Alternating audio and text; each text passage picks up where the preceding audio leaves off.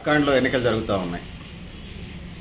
Same Hemant Soren అనే ఇంటి మీద ఐటీ దాడులు జరుగుతూ ఉన్నాయి.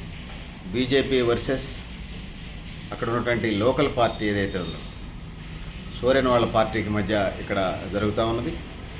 ఈ ఎన్నికల్లో ఎవరు గెలుస్తారనేది మనకి ప్రధానమైన ఎజెండాగా కనపడతా ఉన్నది. ఇక్కడ జార్ఖండ్ మొత్తం అసెంబ్లీ సీట్లు 81 అసెంబ్లీ స్థానాలు ఉన్నాయి. ఫస్ట్ ఫేజు నవంబర్ 13న, సెకండ్ ఫేజ్ ఎన్నికలు నవంబర్ 20న ఇక్కడ ఎన్నికలు జరగబోతూ ఉన్నాయి.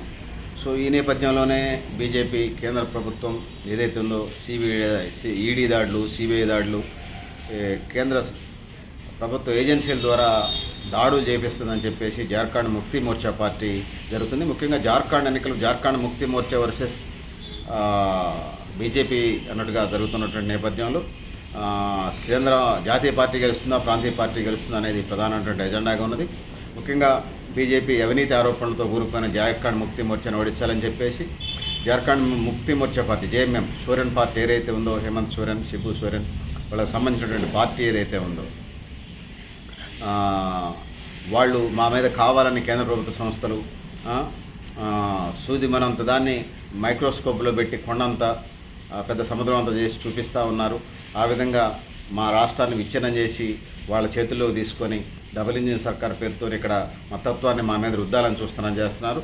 సో ఏదేమైనా 81 సీట్లు ఉన్నటువంటి జార్ఖండ్ అసెంబ్లీలో నువ్వా నేనా అన్న చందంగా బీజేపీ వర్సెస్ జేఎంఎం పార్టీలు పోటీ పడుతూ ఉన్నాయి.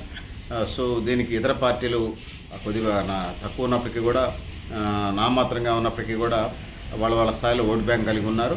సో జార్ఖండ్ ఎన్నికల్లో బీజేపీ కూటమే లేదా జేఎంఎం కూటమి అనేది నవంబర్ 13న ఫస్ట్ విడత పోలింగ్, నవంబర్ 20వ తారీఖు సెకండ్ విడత పోలింగ్ జరిగిన తర్వాత, అంటే సుమారుగా November ending December starting 2024 December కల్లా జార్ఖండ్లో ఏ ప్రభుత్వం రాబోతుంది, ప్రజలు ఏది ఎన్నుకోబోతున్నారు అనేది తెలియబోతుంది. సో మీరు కూడా మీ అభిప్రాయం రాయని తెలియజేస్తూ నేను Garrepalli Satyanarayana, news live organisation. అంటే జార్ఖండ్ రాష్ట్రంలో ప్రధానంగా బీజేపీ వర్సెస్ జార్ఖండ్ ముక్తి మోర్చా మధ్య ప్రధానమైనటువంటి పోటీ అయితే ఉన్నది.